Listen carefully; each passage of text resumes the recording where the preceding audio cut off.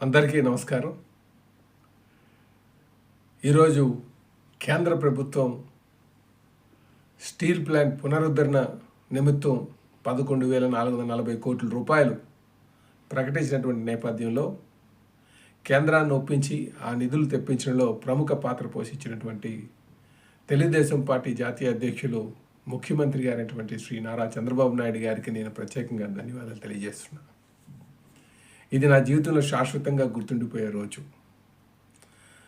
నాపైన ఎన్నో బాధ్యతలు పెట్టి అత్యధిక మెజారిటీతో ఈ రాష్ట్రంలోనే గెలిపించినటువంటి గాజువాక ప్రజానికానికి, నిర్వాసిత సోదరులకు మరియు ప్రత్యేకంగా కార్మిక సోదరులకు నేనిచ్చినటువంటి హామీల్లో కొంతమేర నిర్వర్తిస్తున్నందుకు నాకు చాలా ఆనందంగా ఉంది.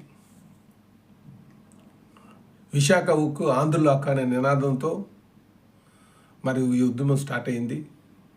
ఈ ఉద్యమాన్ని, ఆ నినాదాన్ని గౌరవిస్తూ ఈ దేశ ప్రధాని అయినటువంటి శ్రీ నరేంద్ర మోడీ గారు మరి ఈ ప్యాకేజీ ఇవ్వడం వారికి నేను ప్రత్యేకంగా ధన్యవాదాలు తెలియజేస్తున్నాను.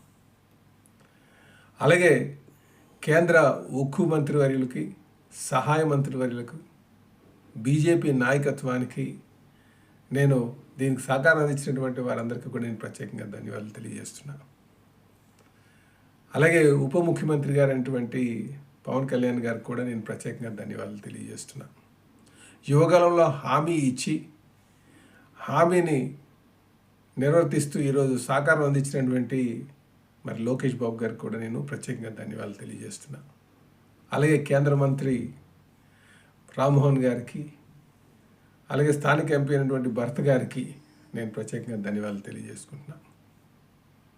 ఇదివరలో కూడా స్టీల్ ప్లాంట్ ఇబ్బందుల్లో ఉన్నప్పుడు 1999-2000 కాలం మధ్యలో అప్పుడు కూడా చంద్రబాబు నాయుడు గారు ముఖ్యమంత్రిగా ఉన్న రోజులు, వారు కేంద్రంలో ఉన్నటువంటి మరి ప్రధానమంత్రి వాజ్పేయి గారిని ఒప్పించి 1,350 కోట్లు తెప్పించి ప్లాంట్ను పరిరక్షించినటువంటి విషయాన్ని కూడా ప్రతి ఒక్కరు కూడా గుర్తుంచుకోవాలని చెప్పి తెలియజేస్తున్నా.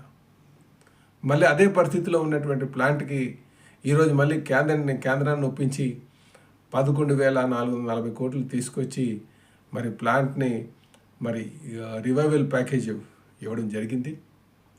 అయితే మేము ఈ సందర్భంగా అందరికీ తెలియజేసేది ఒకటే, మా బాధ్యత మేము సక్రమంగా నిర్వర్తించాం. ఇక